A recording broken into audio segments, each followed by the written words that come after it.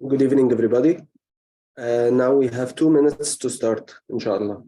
Thank you very much.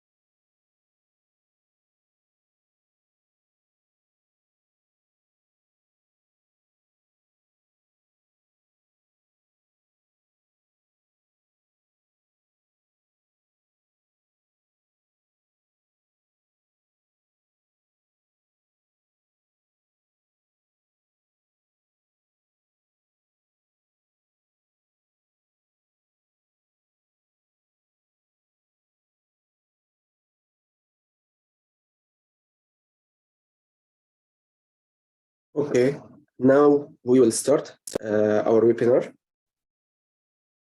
Good evening, everybody.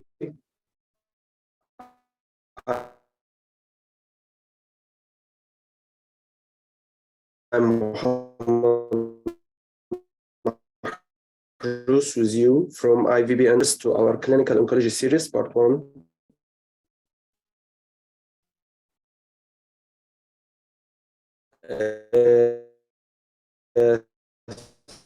Through which series we will try to give you the latest and these regarding oncology and pharmacy. Moderator today, Dr. Manal Ryan.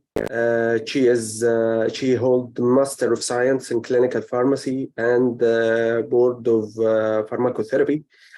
Also, she is certified oncology proficient form from HOPA with extensive clinical pharmacy experience in oncology, especially in UAE. She is also an adjunct lecturer in UAE University and Saha Pharmacy and a preceptor in Saha Pharmacy program BGY1.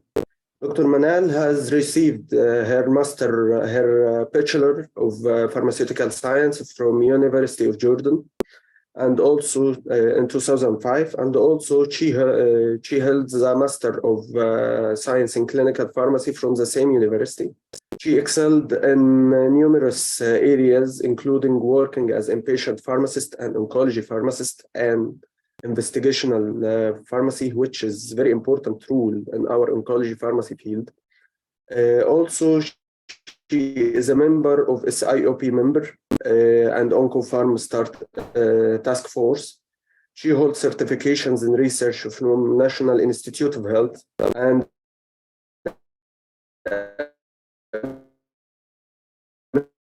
American Board of Pharmacology in 2021, and also her colleagues to her practice scope. In addition to clinical and leadership, she also involved in and committed to academic research projects and participating in research projects that have contributed to development and application of evidence in several patient quality of life and health and safety initiatives. Now I'll take the lead. I'll leave the lead to Dr.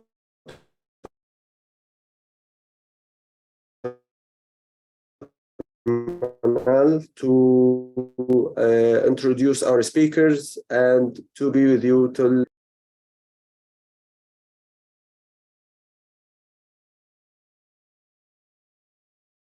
Thank you, Dr. Muhammad, for the nice introduction. Welcome everybody to the Clinical Oncology Series Part 1. Our first speaker is gonna be Dr. Muhammad Yusuf. Dr. Muhammad Yusuf has got his bachelor's degree in pharmacy from Ajman University, then his master's degree in clinical pharmacy from the Queen's University in Belfast. He joined Mafraq Hospital in 2009, and now currently he is working with Sheikh Shaqbout Medical City since 2019 in the United Arab Emirates. He has almost more than 10 years experience and worked in many areas, including inpatient and outpatient pharmacy, oncology pharmacy, drug information center, quality and medication safety. Today, he is gonna present for us a nice topic about colorectal cancer, therapeutic options, and future horizons. Thank you, Dr. Muhammad, for joining us. And now I'm gonna leave the floor for you to start your presentation.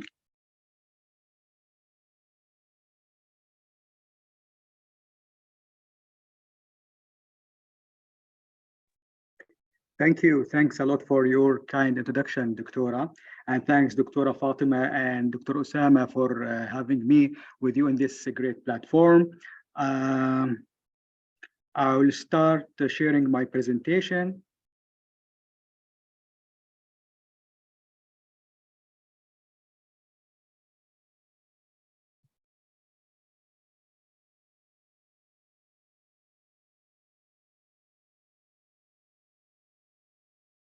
Is it clear, Doctora Manal? Yes, Dr. Muhammad, it is clear and we can see the slides. Okay, thanks again. Okay, our topic for tonight will be colorectal cancer, therapeutic options, and future horizons. Actually, maybe it's difficult to cover this broad topic in just 30 minutes. That's why I will be focusing on the overview of colorectal cancer, discuss the first-line therapy in metastatic colorectal cancer treatment, and develop an appropriate plan for monitoring and managing adverse events associated with the therapy.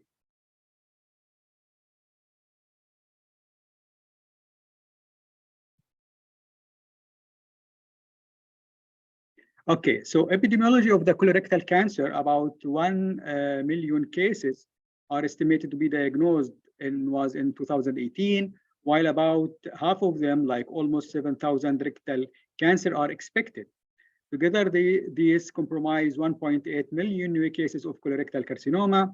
Worldwide, CRC represents 9.4% of all cancer incidence in men and 10% in women. It is not equally common throughout the world.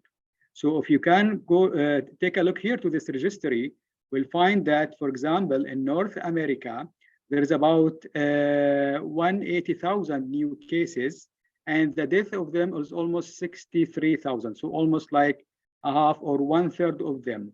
In Europe, it's almost half of the cases, for example, 5,000 cases and 244 deaths. In Asia, also 1.5 million of them death, and Latin America, it's also the same. So approximately 20% of patients with CRC will initially present with metastasis, and up to 50% of patients will develop metastasis over the course of the disease. With the integration of chemotherapy plus biological agents, which we will talk in details about it, and surgery, up to 30–40% of patients with organ-limited metastatic disease can be cured.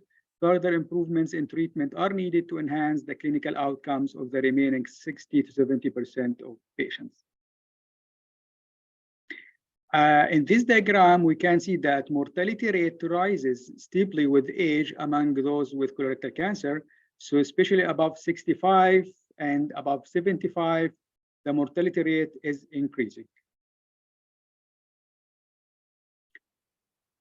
The majority of CRC diagnoses are in men and women, as we mentioned, aged more than 65. So, for example, 30% for the age of 65 to 74, and 38% for the age of 75. So, like you can see, almost like 68% of the total cases are above 65 years.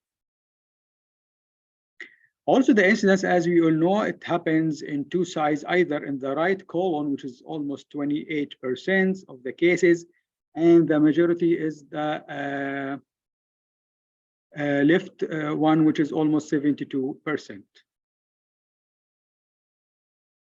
The left colon cancer has many mutations common for the EREG, the wild KRAS, EGFR expression, and others.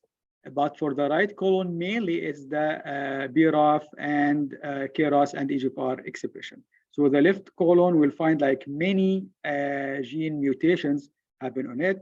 And KRAS mutation frequency and EGFR expression didn't significantly differ across colorectal locations.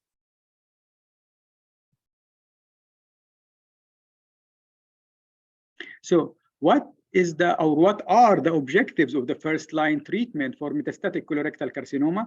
First of all, to enhance the survival of the patient, to increase the response for the medication, and to enhance the tolerability for the medications.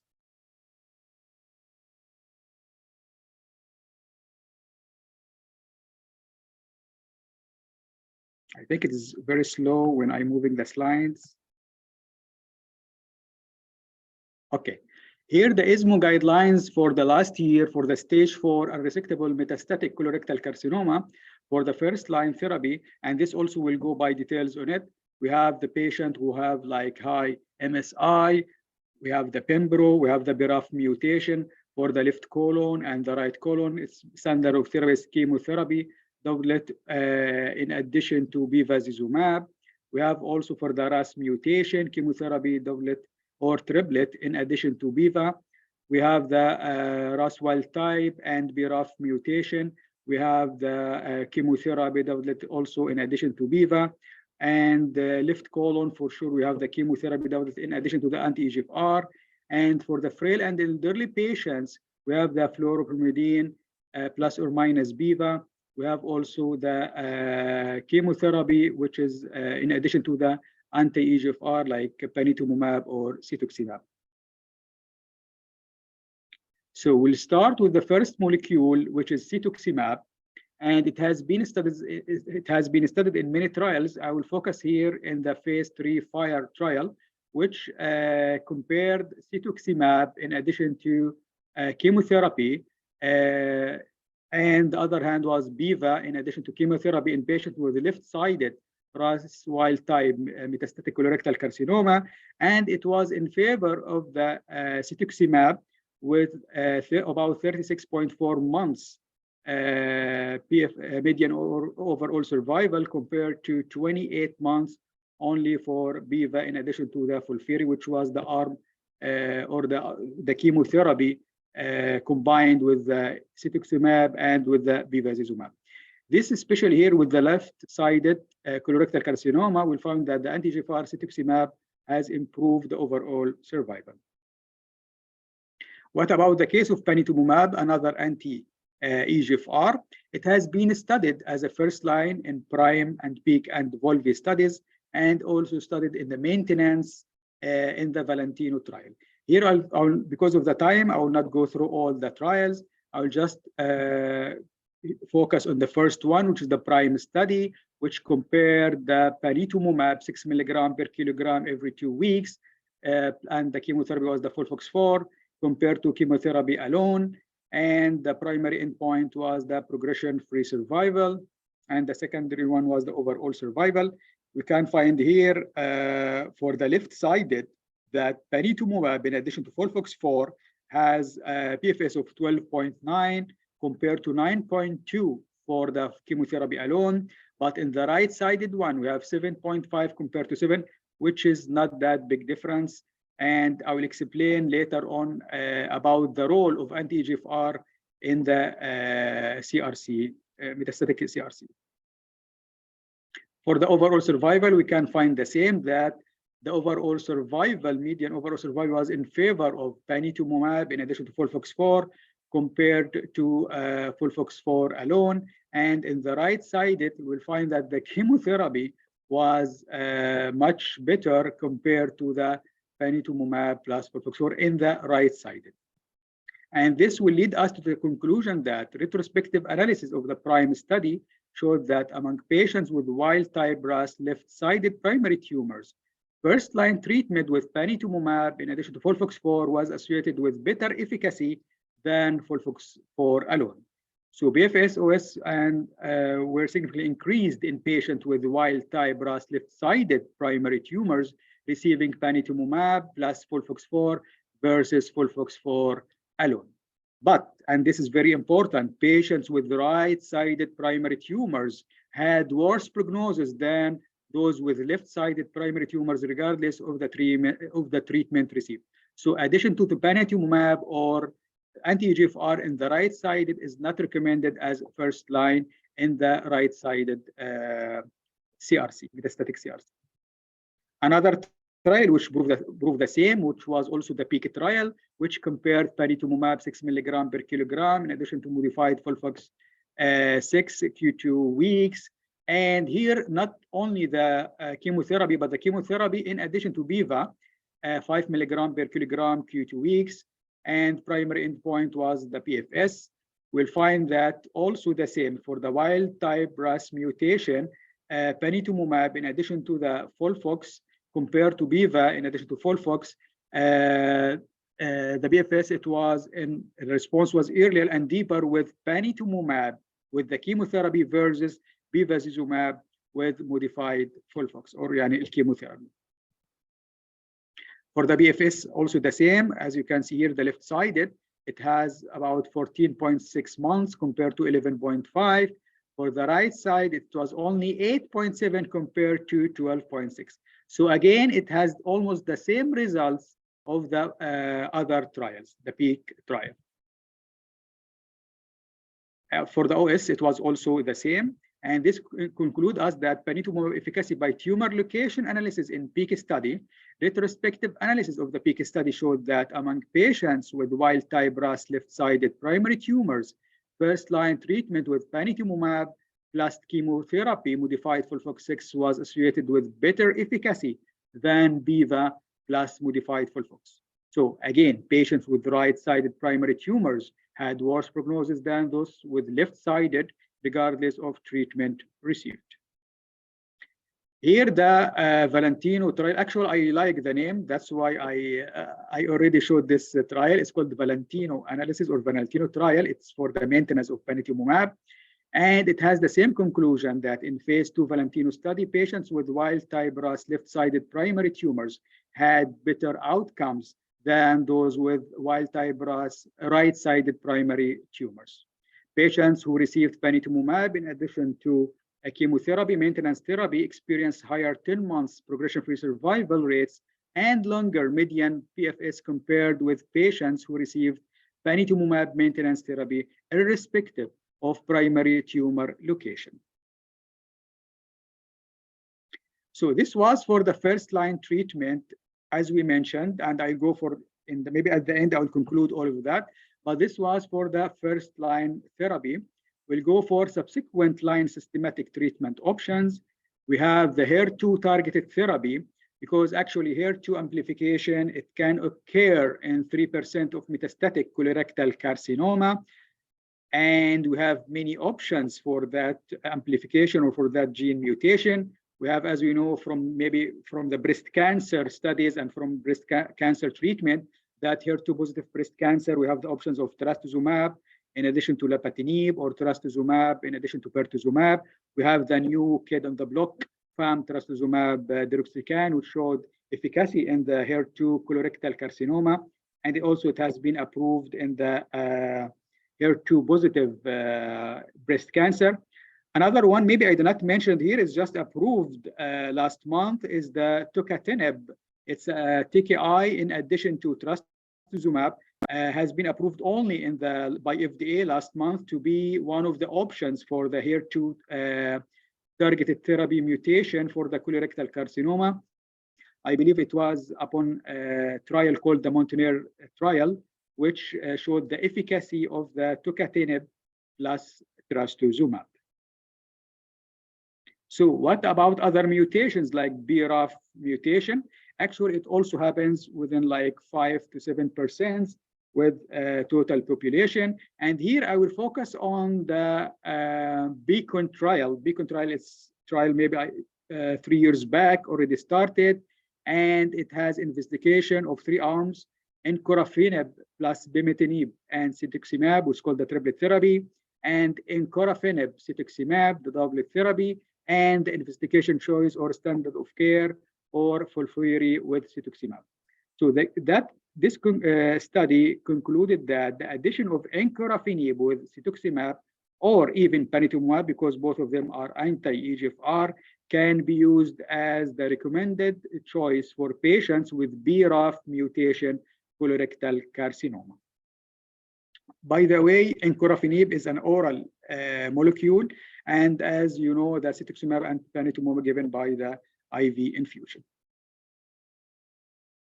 What about the role of immunotherapy in CRC? We have the pembrolizumab, which has been studied for high MSI in Keynote 177 trial. High MSI is almost like, we can see it's not that much common in the patient, but still we have like a group of patients who have high MSI and MMR, and these patients will benefit from pembrolizumab and the first line. Also, nivo-ipilimumab is also a standard of care and was evaluated in patients with high MSI colorectal carcinoma. By the way, according to the NCCN guidelines, pembro and nivo-ipi, both of them are recommended for first line, but pembro is the preferred option. We have also the third molecule immunotherapy, which is newly also added, but this in the subsequent therapy, dostarlimab, has been recently shown efficacy in DMMR and POL-mutated GI cancers, and is an option for high MSI tumors in the subsequent line.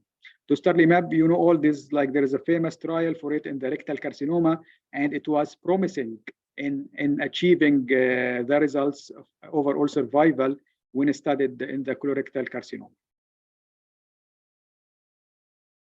So what is beyond that? So we talk about the first line, the second line. Now we'll go to the third line. We have 2 options: trifluridine, tipracil, and regorafenib. Both of them, by the way, are oral molecules given orally. Actually, there is like no difference in efficacy between both molecules, but maybe the safety and the side effects differs between them. So, for example, for regorafenib, the skin rash, hand-foot syndrome, hand-foot syndrome is most common, but for the trifluridine, tipracil, we will find maybe the anemia and thrombocytopenia is much common as a side effect. I'll go quickly for the regorafenib. As we mentioned, it has been studied in 2 trials, the CORRECT and CONCOR trial.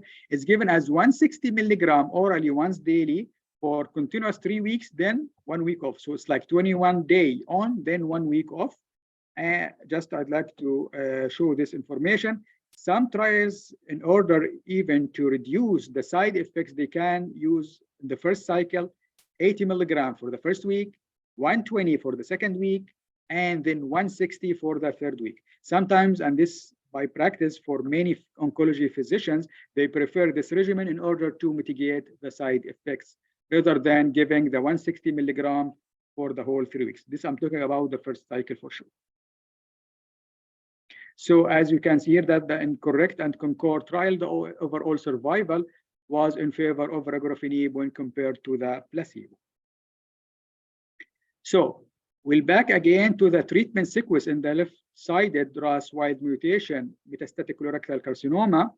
If you would like to start with the anti-EGFR with chemotherapy. Then if the patient progressed, you have the option of BEVA plus chemotherapy. Then the third line, like as we mentioned, regorafenib. The average median overall survival was almost 39 months. But if we start with BEVA plus chemotherapy, then anti-EGFR, like panitumumab or cetuximab, in addition to the chemotherapy, then the third line will get median overall survival of 32 months. That's why NCCN guidelines prefer for the first line treatment for the left-sided CRC metastatic to start with anti-EGFR in addition to the chemotherapy. This is a brief of what we said before for the RAS wild type, for the BRAF mutation, for the MSI high mutation cancers. That what is the steps you are going. For example, for MSI, as we mentioned, Pembro is the standard of care. You start with it. Then you can sequence with the other medications like doublet chemotherapy in addition to the EGFR or what else. For the BRAF mutation, as we mentioned, we have the results of the Beacon trial and encorafenib in addition to the cetuximab. For the RAS mutation or the triplet plus antiangiogenic. For the anti-angiogenic, by the way, it's preferred to use the BEVA. There is other anti-angiogenic, like, for example, the ramucirumab or aflibercept, but for the NCCN guidelines, they recommend the BEVA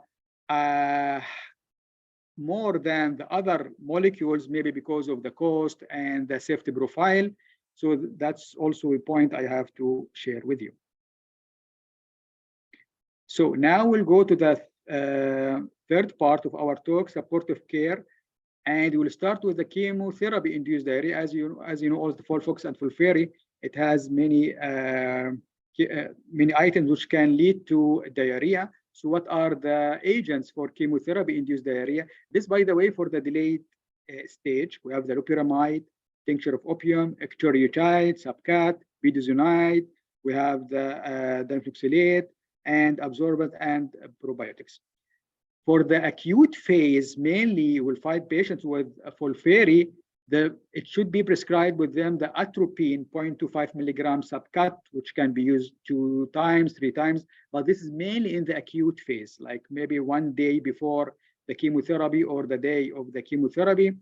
But it has no role in the delayed stage of diarrhea. For the delayed, we have the loperamide, the other agents which I'm showing now, in addition to the rehydration. So what are the recommendations of the management of EGFR inhibitors associated skin-related reactions? This is the mechanism of action of EGFR inhibitor. It will lead to keratinocyte growth arrest, premature differentiation, and altered chemokine expression, which can lead to skin rash, nail changes, hair. It will affect majority of the skin. So, for example, it can cause like acneiform eruption for the skin, pruritus, cirrhosis, eczema. For the nail, it can cause paronychia. For the hair, it can cause trichomegaly. This many things for the eye, also conjunctivitis. For other like oral mucositis, nasal dryness. So it can affect any part of the skin. This is the treatment. This is one major side effect of the anti-EGFR. What are the risk factors? For sure, the skin phototype, the sun exposure, patient age, pre-existing dry skin, and concomitant radiotherapy. These all factors which can lead to aggravation of the toxicity. We have here the very common side effects like dermatitis, rash, pruritus, and paronychia, conjunctivitis. These all very common upon the treatment of anti-EGFR, especially with the panitumumab.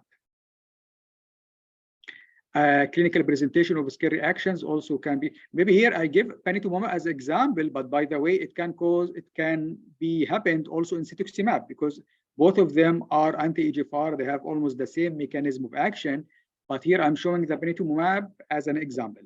So in panitumumab clinical studies, skin rash most commonly occurred in the face, upper and chest back, but also in the extremities.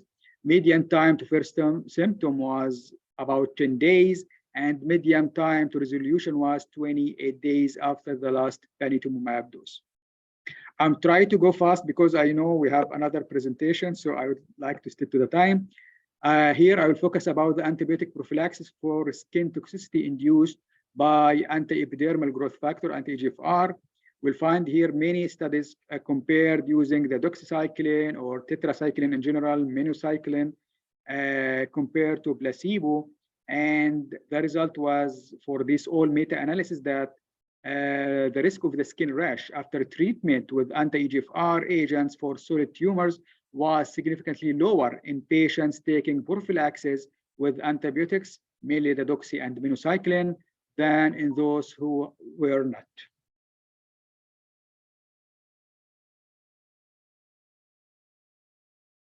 Here, I'd like to focus in one study which done for panitumumab, especially called the Skin Toxicity Evaluation Protocol with panitumumab, abbreviation is STEP. This randomized trial for patients with metastatic colorectal carcinoma, and it was measuring the quality of life for these patients who were in panitumumab, and they found that skin toxicity with EGFR inhibitors often peak between day 10, as we mentioned, to day 14. Therefore, the week 3 visit is very important for the assessment of skin toxicity and quality of life of the patients. So patients reported less quality of life impairment in the prophylactic as compared to the reactive skin treatment here. And now I will talk about what was this prophylactic regimen. So when find the group A of patient who was given the prophylactic skin treatment regimen, which corticosteroid cream, hydrocortisone, for example, 1%, combined with a moisturizer, urea cream, and they are giving sun cream and doxy 100 milligram BID for the first 6 weeks. The incidence of grade 2 skin toxicities during the 6-week skin treatment period was reduced by 50%. Imagine you can protect by 50% and reduce toxicity by 50% in the prophylactic group versus reactive treatment group. So patients in the prophylactic group reported less quality of life impairment than patients in the reactive group. So treatment recommendations for other skin type, like for example, acneiform rash, we have the metronidazole cream as an option, in addition to vitamin K cream. For the moderate, you have to add also minocycline or doxycycline to the metronidazole cream. For the severe, you can use saline compress, also with the metronidazole cream, minocycline, but will increase the dose to 200 instead of 100 milligram. Now you can add the topical steroid like fluticasone cream, oral isotretinoin, but this it's case by case and for sure under dermatology recommendation. Or if the patient has severe pruritus, you can add loratadine as non-sedating antihistamine in the daytime and hydroxyzine in the nighttime. You could also, if the patient is suspected with Staph aureus, you can add cefuroxime 500 milligram BID. So we can see that the skin rash is an important side effect of the use of anti-EGFR, and managing this toxicity is very important, especially from the beginning, and it's better to give it as a preemptive than reactive. So here also it's the same, that you have to use the emollient, the topical corticosteroids, or this which we already mentioned before. Just here, I would like to focus on the recommended dose modification for patients with grade 3 and above. Here, I will talk for the severe cases or intolerable dermatological reaction on panitumumab. What you have to do, you have to continue the panitumumab, or you will skip it, or what you will do. So for the initial occurrence of skin toxicity grade 3 and above, for the panitumumab, you withhold 1 or 2 doses. If the outcomes are improved and become less than grade 3, so you have to continue the infusion at 100% of the original dose, so no dose modification. But if it's not recovered, then you have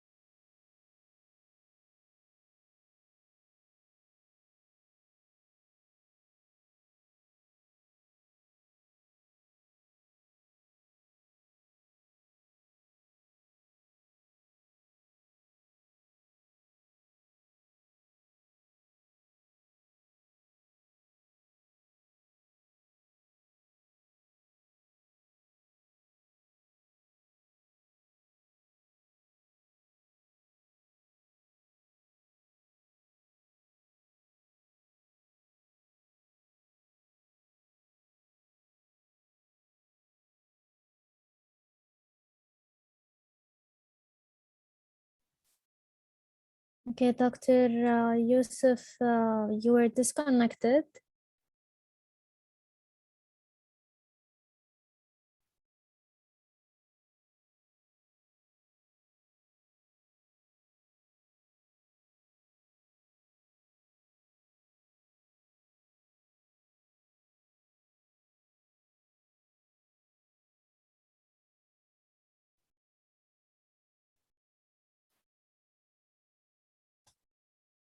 Okay, I would like to thank our attendees. We're just gonna wait 1 minute just for Dr. Yusuf to get reconnected with us. Meantime, please feel free to submit any question in the Q&A session that will be shared by our moderator, Dr. Manal, with Dr. Yusuf at the end of the session. Thank you.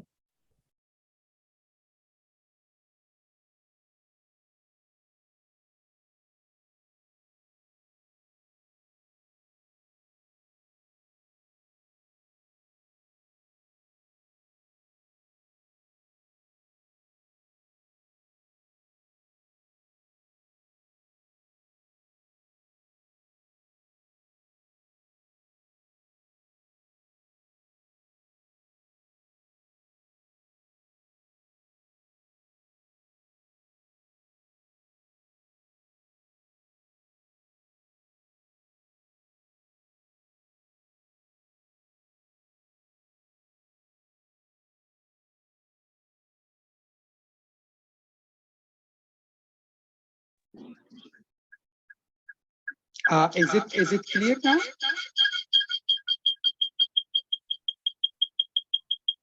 Okay, yes, doctor, we can hear you. Please, if you can try sharing your screen.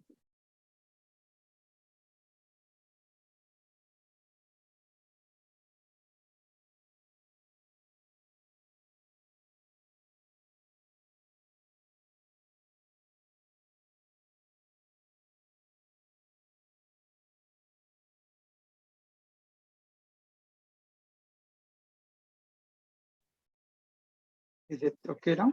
Yes, doctor, we can see it. Thank you so much.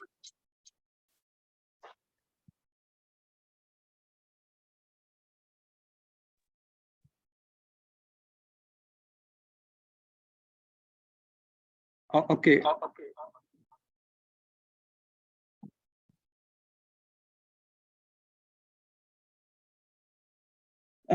So this is the last slide, I believe. This is the further information. Actually, it's only one slide remaining. This is the further information about EGFR therapy, that skin toxicity may be associated with improved treatment outcomes.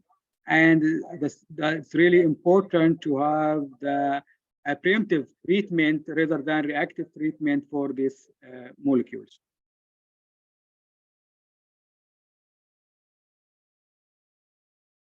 So general recommendation is appropriate assessment, sun protection, lukewarm water, and emollients. Very important to counsel the patients who are in anti-EGFR, use the emollients and the urea creams, as we mentioned. It really will relieve and will mitigate the side effects of the anti-EGFR.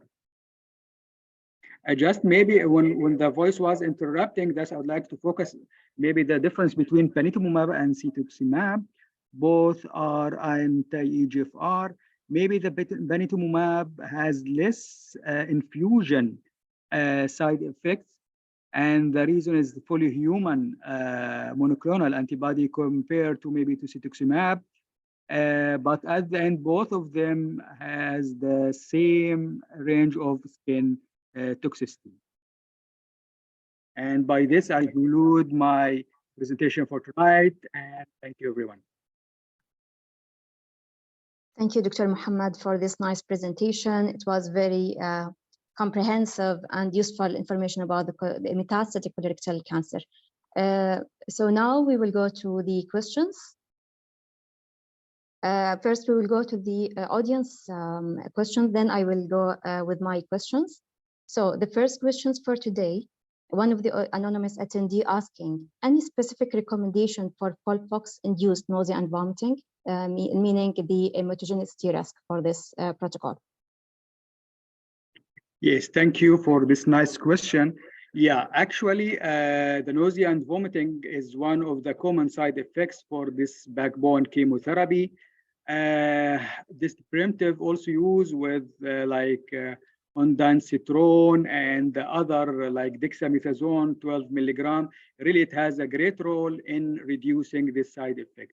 So yeah, FOLFOX therapy, the GI side effects is very common with that range, even sometimes the neurotoxicity, especially for the xyliplatine, but you can mitigate it by using that serotonin 3 inhibitors like ondansetron, dexamethasone 12 milligram before the chemotherapy. This really help to mitigate the side effects. Okay, I hope this will answer our attendee.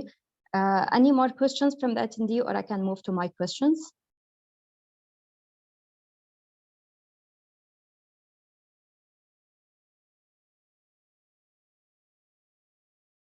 Okay, there's a question from Salma Wahbe. Folfox spasm. Can you elaborate more in your question, Dr. Salma?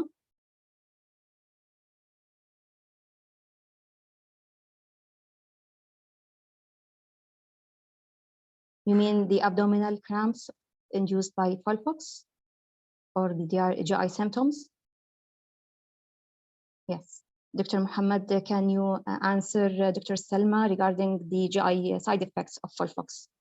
Yes, I think it's also related to the first question that the backbone of Folfox, especially, it has a common GI disturbance like GI side effects. So as we mentioned, maybe I already showed one of the slides that maybe diarrhea also can be appearing on that regimen, and it's very important to have the even I mentioned the atropine, for example, as a subcut in the beginning in the acute phase to reduce the diarrhea and other cramps or GI side effects. Okay. I have one question before I move to the attendee questions. You mentioned that the cetuximab and the panitumumab are now the first-line treatments in the metastatic colorectal cancer. Now, what if we use one of them as first-line treatment? Can we repeat in the failure treatment failure any one of them?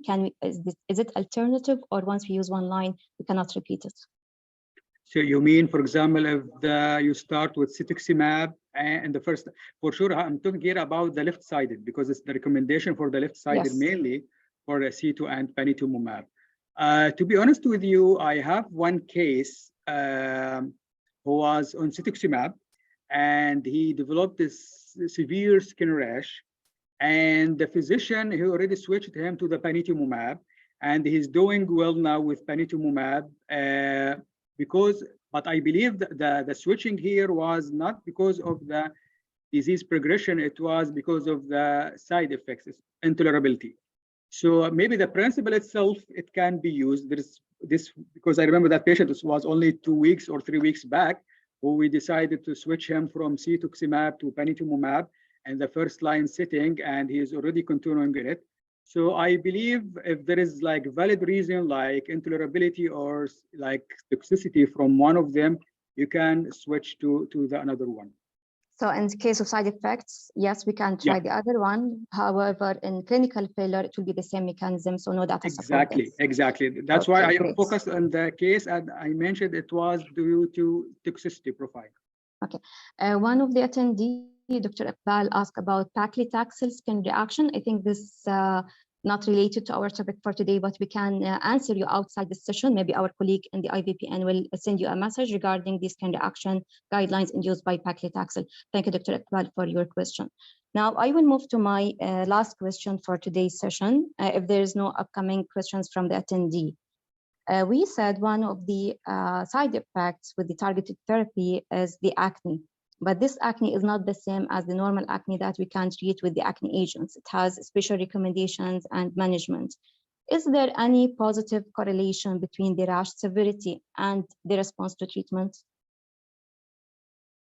So you mean the acne? Sorry, I did not get you, Dr. Manal. Again, if you can rephrase the question.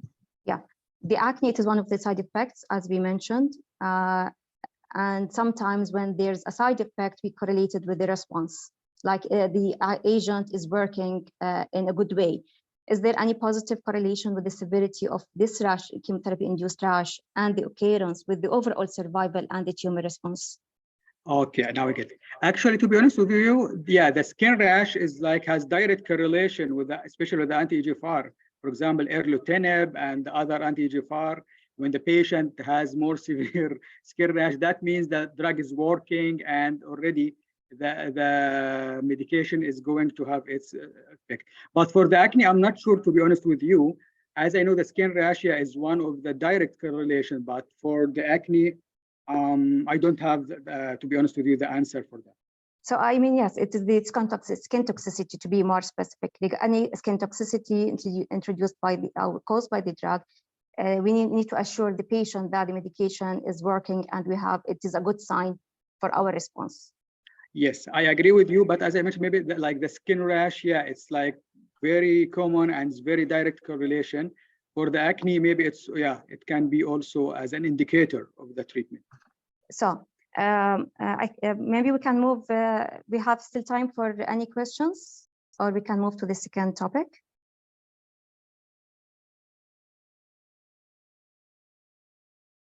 Okay, seems no further questions. Thank you, Dr. Muhammad, for this interesting topic discussion about the colorectal cancer. And now we will move to the second topic. A pleasure as ours as well, to Dr. Maha Wazne. And today we will start with introducing Dr. Maha. She received her Bachelor of Science degree in pharmacy from the Lebanese American University in 2011. She completed her master's degree in the clinical pharmacy as well from the Lebanese University. She's recently working at Amman Hospital in Qatar as senior clinical pharmacist. Ms. Wazne has worked at the American University of Beirut Medical Center, the AUBMC, for more than 10 years as oncology clinical pharmacist, and delivered a variety of oral presentations to her colleague nurses and pharmacists on local and national level regarding the oncology-based topics and practices.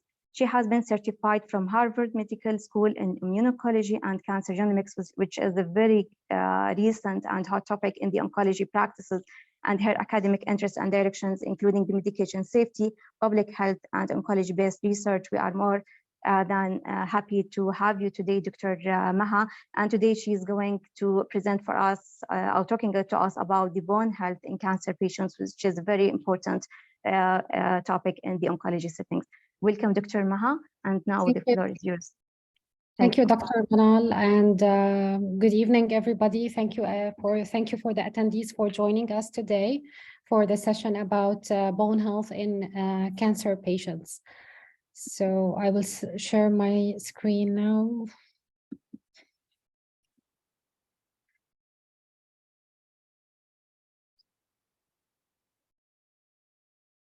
Just one moment.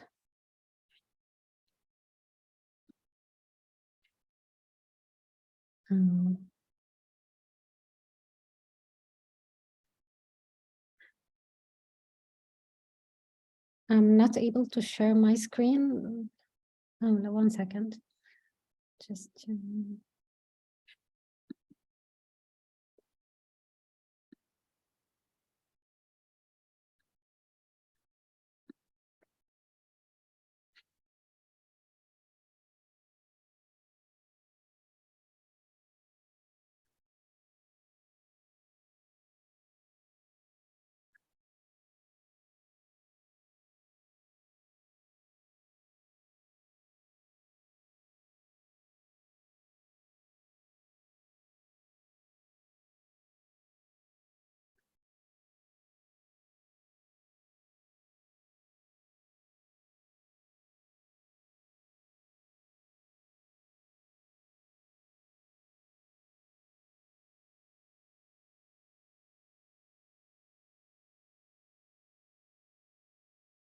sorry for the delay. It's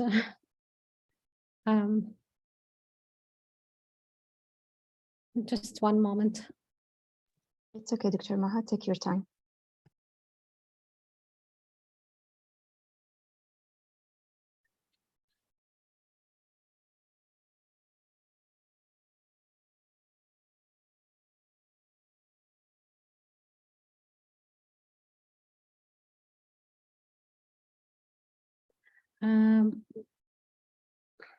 It's not showing. I don't know why in the share in the screen share.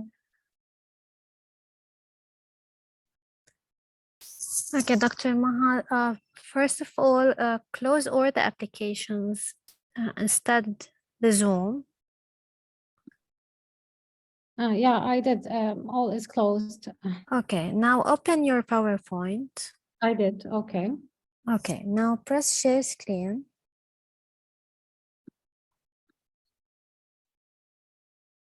Yeah, it's not showing in the options. I don't know why. Basic. Oh, okay. Now I see it. Great, Okay. excellent.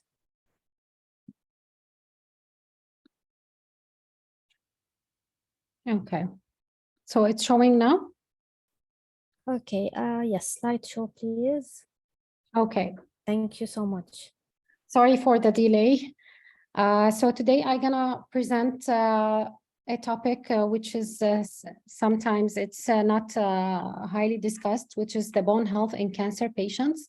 I declare to the meeting attendees that there are no financial relationships. My objectives for the presentation is to describe the types of bone loss and bone-related events that affect cancer patients and the influence of these events on the morbidity and mortality and the quality of life. We're going to compare and contrast the mechanism of action, efficacy, and safety of the available therapies for the use to prevent skeletal complication in cancer patients. Explain the mechanism of action, data, and potential role of available bone-targeted therapies in the treatment of cancer, and describe the approach to decision-making when selecting an appropriate bone-targeted therapy for particular cancer patients. Okay. So first, sorry. First, to start with the epidemiology of metastasis, cancer and its treatment can have profound effects on bone health. Clinicians treating cancer patients need to be aware of multidisciplinary treatments available. We need to reduce the skeletal morbidity from metastatic disease, minimize cancer-treatment-induced damage to the normal skeleton, and bone is considered a common site for metastasis. We have around 95% of patients with multiple myeloma develop bone metastasis, and then comes the prostate cancer with 85%, and then after the 70% for breast cancer patients and 40% for lung cancer and kidney cancer. So what are the clinical consequences of bone metastasis? It will affect the axial skeleton, and it will cause skeletal-related events, which may lead to pathological fracture. We will need radiotherapy to the bone, surgery and its complications, and it may lead to spinal cord compression, as well as hypercalcemia that might be as well of a paraneoplastic origin and may occur without bone metastasis. What are the clinical consequences of on the patients? As I mentioned earlier, it will lead to a loss of morbidity and social functioning, reduce the quality of life, and increased healthcare expenditures and decreased survival. So across all tumor types, breast cancer patients has the highest incidence of skeletal-related events. Also in prostate cancer, despite of the osteosclerotic nature of bone metastasis, the skeletal-related events are still very common in prostate cancer, and also in multiple myeloma patients, as I mentioned earlier. It is the highest bone metastases are in multiple myeloma patients, as I mentioned, around 95%. So how can we diagnose osteoporosis, or how can we diagnose patients with bone problems, specifically in cancer patients? We will have to do radiographs, computed tomography, MRI, or PET scan. Also, bone biopsies are done, and in addition to bone biomarkers. So the treatment for osteoporosis in cancer patients, mainly it is the optimal management requires multidisciplinary team, including medical and radiation oncologists or surgeons in case of surgery needed, radiologists, interventional radiologists, sometimes nuclear medicine physicians, palliative care team in case of patients who need palliative care approach, oncology team, and pharmacist. Some patients will need the palliative radiotherapy. It is a single fraction radiotherapy in patients with painful, uncomplicated bone metastasis. They might need for retreatment after a single fraction regimens. Re-irradiation is effective, and a single fraction for retreatment improves the quality of life and is less toxic than longer regimen. Side effects of palliative radiation therapy for bone metastasis depend on the body area treated. We will need anti-emetic prophylaxis for radiation, and an initial flare in bone pain is common and can be reduced by prophylactic treatment with steroids and analgesics. And some patients will need to undergo surgery and radionuclide therapy. This is the non-pharmacological therapy. What about medications that are used in treating these conditions? We have the bisphosphonates first. Everybody knows the bisphosphonates. They are analogs of the pyrophosphate that concentrate in active bone remodeling sites, and the active osteoclasts will ingest the bisphosphonate by endocytosis and will undergo cell death.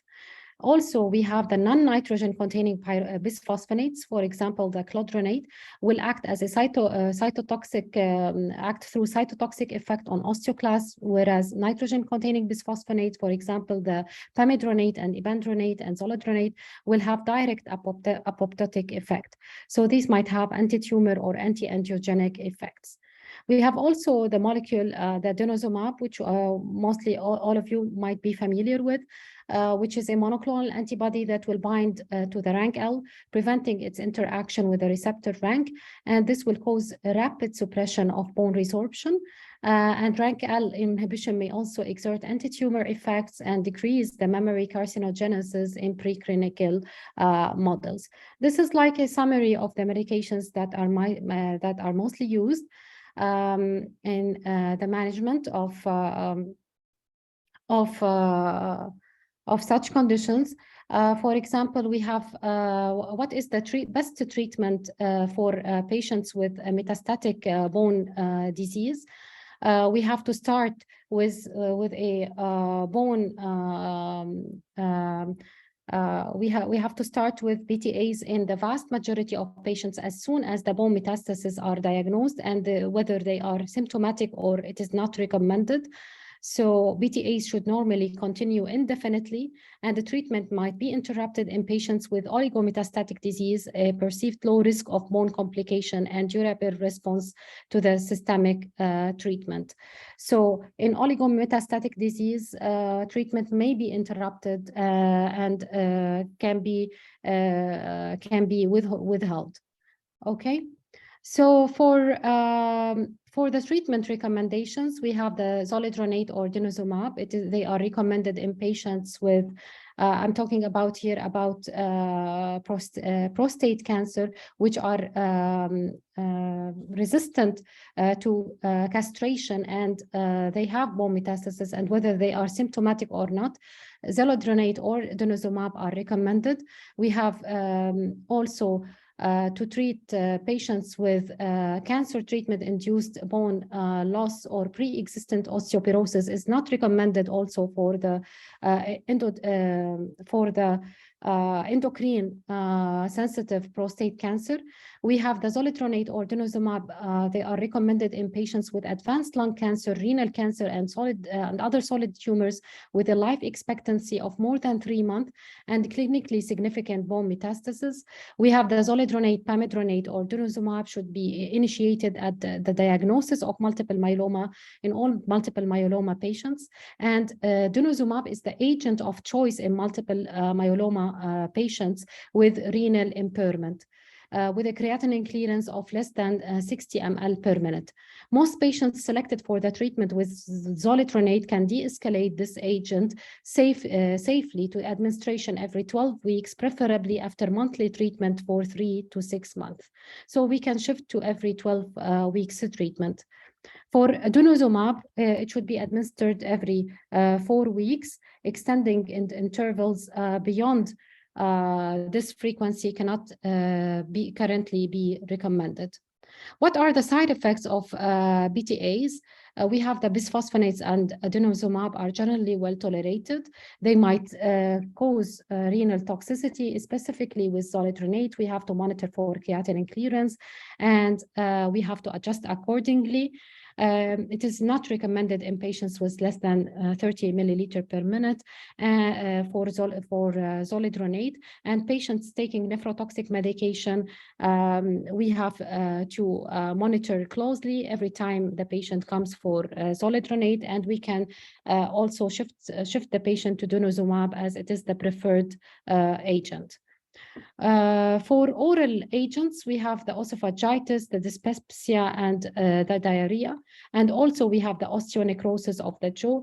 It is associated with the prolonged administration of potent inhibitors of bone resorption, and the incidence is around 1% per year.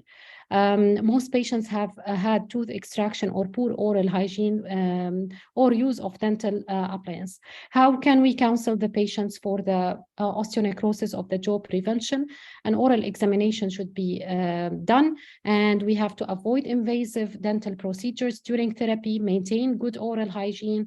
When tooth extraction cannot be avoided, prophylactic antibiotics are recommended, and the BTA should be suspended until the healing of the tooth appears complete. We will go now to the prevention of bone metastasis in breast cancer patients. I will go over the breast cancer, prostate cancer, and multiple myeloma. How can we prevent bone metastasis from the beginning? For the patient, if the patient is, we will ask the patient, we can check the patient if she's postmenopausal. If she's postmenopausal with a planned chemotherapy, we have to go we have to give her zoledronic acid 4 milligram for 3 times during neoadjuvant chemotherapy. If she doesn't have a planned chemotherapy, we will check the adverse prognostic factors of more than 12% 10-year risk of breast cancer death. If yes, we have to give also zoledronic acid at 0, 6, 12, 18, and 24, 30, and 36 months. And if the patient is not postmenopausal and there is a neoadjuvant treatment plan, includes ovarian suppression therapy or oophorectomy, we have to give her also zoledronic acid. If there is no ovarian suppression therapy or oophorectomy, we will not recommend BTA. So BTAs have dual function in early breast cancer. It will inhibit the metastasis and prevent the treatment caused the bone loss caused by the treatment. So zoledronate is initiated alongside adjuvant or neoadjuvant chemotherapy and then administered every 6 months. Daily oral ibadronate or cloridronate can be considered according to the patient preference and patient case. But bisphosphonates are neither recommended as disease-modifying agents for premenopausal women with early breast cancer, nor for women or men or women with other solid tumors. So here the concentration are on postmenopausal women. The optimum duration of treatment of metastasis prevention is uncertain. For patients with prostate cancer and how can we prevent bone metastasis?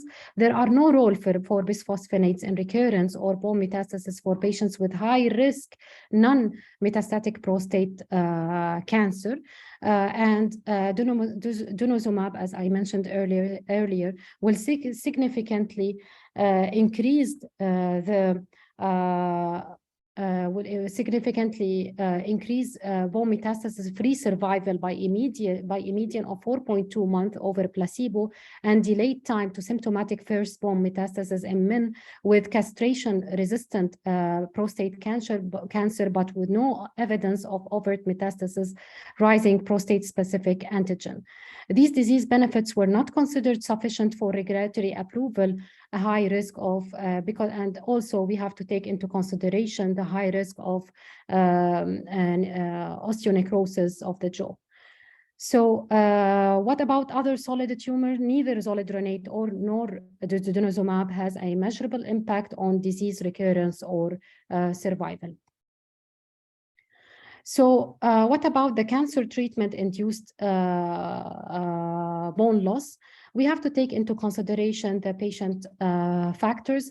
For women taking aromatase inhibitors, they are at higher risk of bone loss, increasing age more than 65 years, smokers, patients taking oral corticosteroid for more than 6 months, and a personal history of fragility fracture after the age of 50, family history of hip fracture, low body mass index less than 20 kilogram per meter square. These patients are at higher risk of bone complication and bone loss. Risk factors in males also include, especially those with prostate cancer. We have the androgen deprivation therapy might also increase the risk of bone loss. So cancer treatment-induced bone loss in at-risk patients, and assessment of clinical risk factors and measurement of BMD by dual X-ray absorptiometry is recommended. And we have this scale that will conclude about patients with osteopenia and with osteoporosis or normal bone health.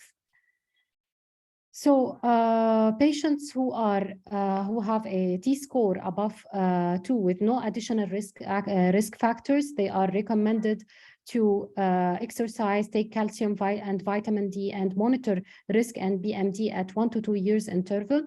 Patients with different risk factors, including any of these 2 risk factors I mentioned earlier, the age, the T-score of less than 1.5, which is osteopenia, the smoking, BMI less than 24, the family history, personal history of fragility fracture above age of 50, and oral glucocorticoid for more than 6 months. They should exercise, take calcium and vitamin D, and they can take denosumab or any bisphosphonate therapy. And we have to monitor the BMD every 2 years. We have to check compliance with oral therapy.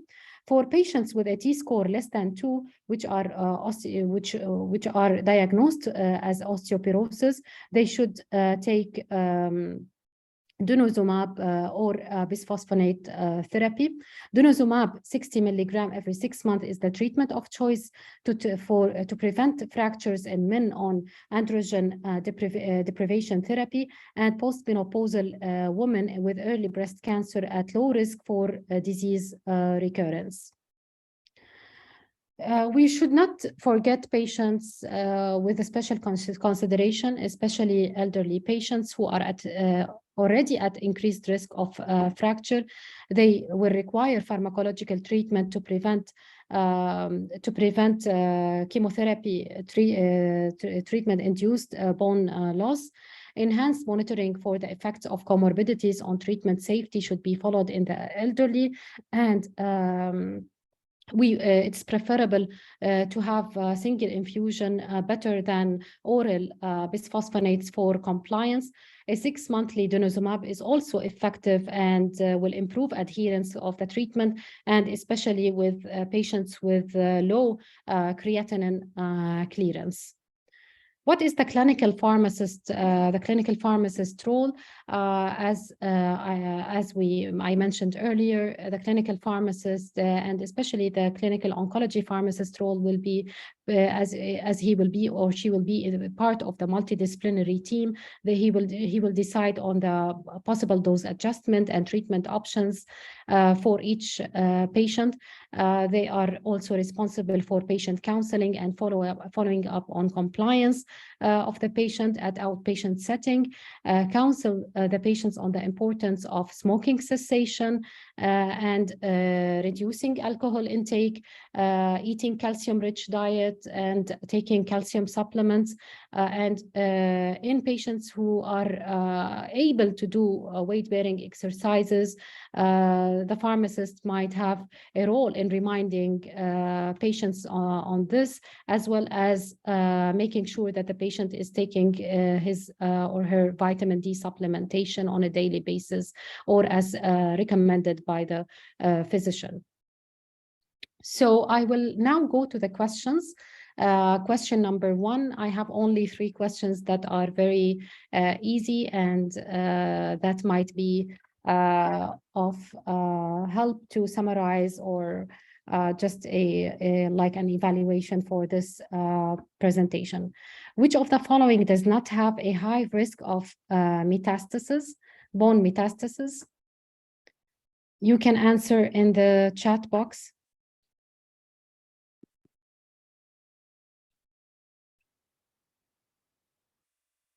Maybe I answered fastly. Okay, we will go to another question. Which of the following agents are recommended for bone loss in women with breast cancer? Which of the following agents is associated with the highest rate of bone loss in women with breast cancer?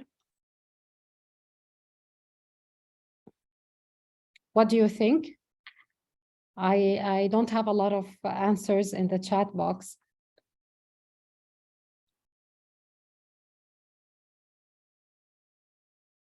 As I mentioned during the presentation, we have the aromatase inhibitors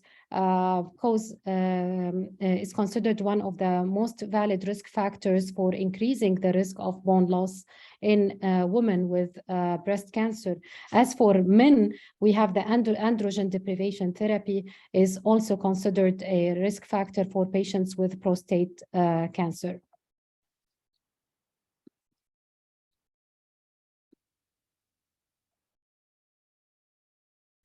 One more question. RJ is a 66-year-old man with a newly diagnosed multiple myeloma. Which of the following option could be appropriate for the reduction of skeletal-related events? So what do you think? What is the best answer for this question? What can we give him as the most appropriate? Any answers?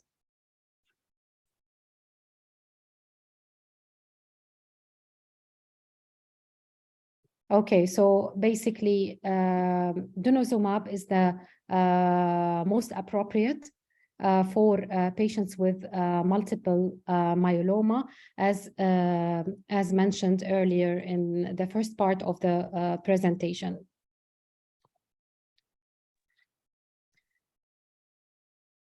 Thank you so much for your time and for your patience.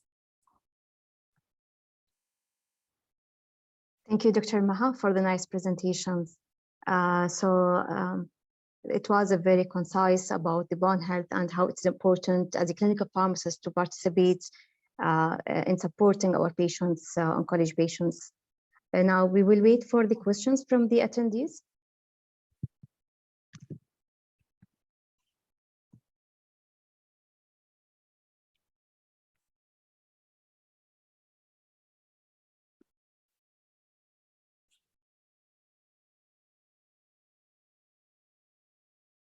It seems no questions. Maybe I will give you the first questions from my side until there's a question. Good. So Dr. Iqbal, he's asking if due to unavailability of pamidronate, is it better to switch to alendronate oral or zoledronic acid IV, considering low creatinine clearance? It means any patient to have renal problems and we don't have pamidronate. What you recommend? Okay, so actually we have to check the patient case for, first if he's a patient with prostate cancer, multiple myeloma, or what type of cancer he has. And basically we might go to the denosumab injection because it is safer in cases of low creatinine clearance.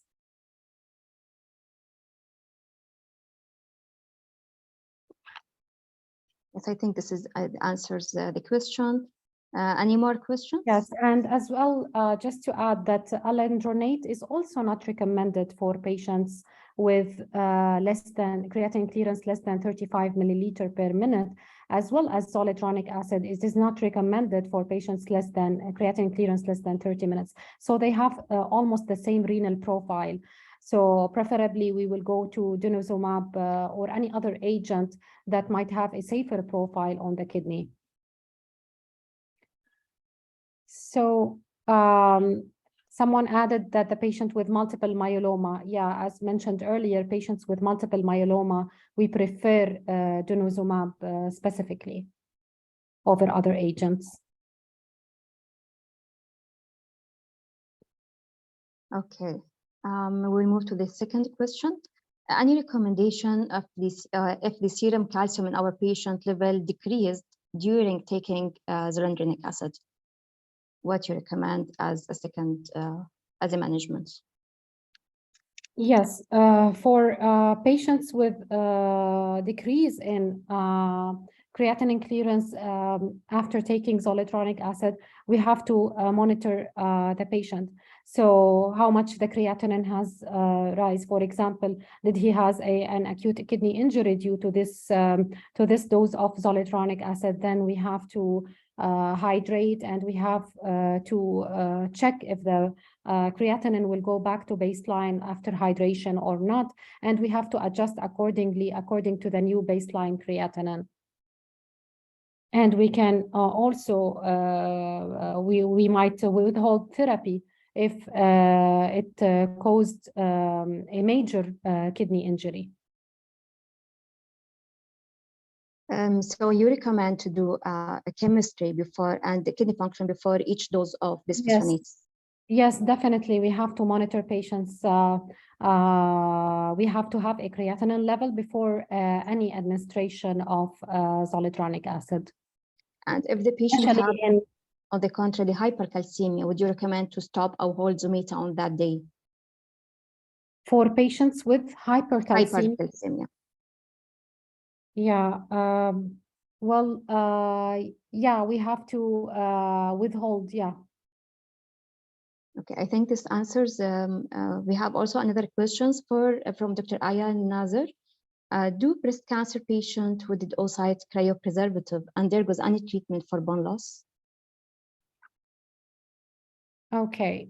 Those who did oocyte undergoes treatment for bone loss. Okay, let me go back to the slides. I think I had the answers. Just 1 second.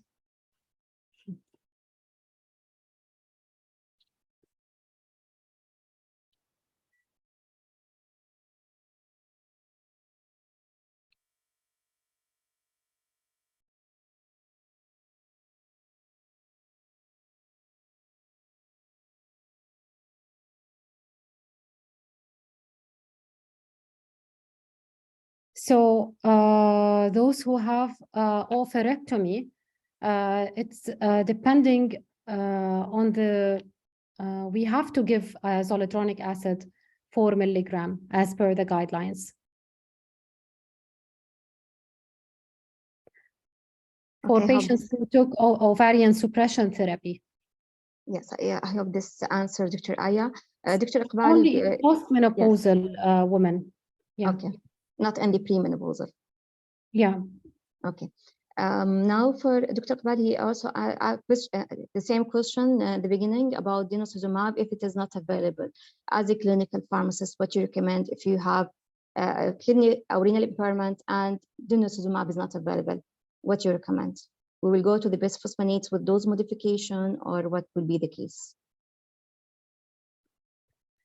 Well, with the shortages of medication right now, denosumab might not be available and it might be very expensive for many. I would recommend adjusting the dose, but if we have a patient with a creatinine of 3, for example, we have to weigh the benefit versus the risk, because a creatinine of 3 or 2.5 and a GFR or creatinine clearance with less than 30 milliliter per minute, we are actually putting the patient at risk of other complications, and he might not be able to take other medication due to the kidney injury. So we have to weigh the benefit versus the risk in every case, and we will adjust the treatment accordingly, depending on the fracture risk and depending on other factors, and if the patient has already bone metastasis already, or it's just a prevention of chemotherapy-induced bone loss. I don't agree more than with you, Dr. Maha. Agree. Yeah, and we might weigh benefit with the rest. Yeah, and we might also sometimes, in some cases, they go to radiotherapy in order, in palliative cases, they might go to radiotherapy, and they might go to surgery in some cases. So actually, it's a patient-specific treatment. Yes, you mentioned in one of the slides, I believe in the radiotherapy slides, prophylactic treatment with dexamethasone. Any recommended dosing regarding this steroid indication? For the prophylactic, for the prevention of pain? Yes, yeah, for the symptoms, really. Yeah, I can give you the dosing. I can check it up, and I will let you know about the dosing for prophylactic for pain prevention in patients undergoing skeletal pain due to bone metastasis. Yes, it will be very helpful. Thank you so much. So I have one last question, and then we can conclude our session for today. Regarding the zoledronic acid, any further instruction or counseling to our patient, or any supportive medication we need to give to our patient once we started them on zoledronic acid? Well, actually, as part of the zoledronic acid treatment protocol, or if you want to say like protocol, we usually give our patients 1 gram of paracetamol just before the infusion of zoledronic acid. And that's it. There is nothing specific after that. And to be diluted in 100 ml of normal saline, to be given over 30 minutes, 15 to 30 minutes usually. Do you recommend before each dose, or once the patient has any bone pain or any complaints, then you will introduce the paracetamol? Well, in practice, we usually give before each dose. Okay. We better not put the patient at risk of pain. Yes. Okay. This is so much nice, interesting information about the bone health in oncology patients. Thank you, Dr. Maha, for your presentation. Thank you so much, Dr. Manal. Thank you, everyone. Thank you. Bye. Bye.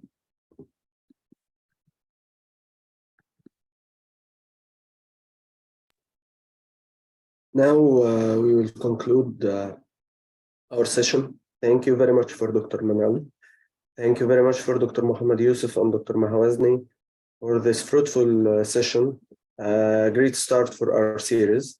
On behalf of IVPN Oncology Core team, we are very grateful to have you on board today. And it was very great discussion, especially in bone health. It is an interesting topic and rare topic, by the way, to discuss in. Thanks also to Dr. Mohammed Yusuf, and thank you very much for all audience. Thank you. Thank you all. Thank you. Thank you all. Have a great night. Thank you. I would like to thank Dr. Mahrous. I would like to thank our moderator, Dr. Al-Rayyan, for being with us. Thanks to our amazing speakers, Dr. Wazni and Dr. Yusuf. It was a very fruitful and interactive session. It was an honor to have you with us, our oncology experts in the Middle East. I would like to thank our attendees for attending all over the past 1 hour and a half. I would like to share that you will be having a certificate of attendance in like 2 to 3 weeks from this date. And you will have access to this recorded session on the IVPN website in the oncology section. And feel free, if you have any questions, you can share it with us through my email, and I will be sharing it with our speakers, and we can get back to you. Thank you so much all, and it was an honor to have you all with us. Have a nice evening. Thank you, Dr. Fatma. Thank you, everyone. Thank you, Dr. Fatma. Thank you all. Thank you very much. Thank you, everyone. Thank you.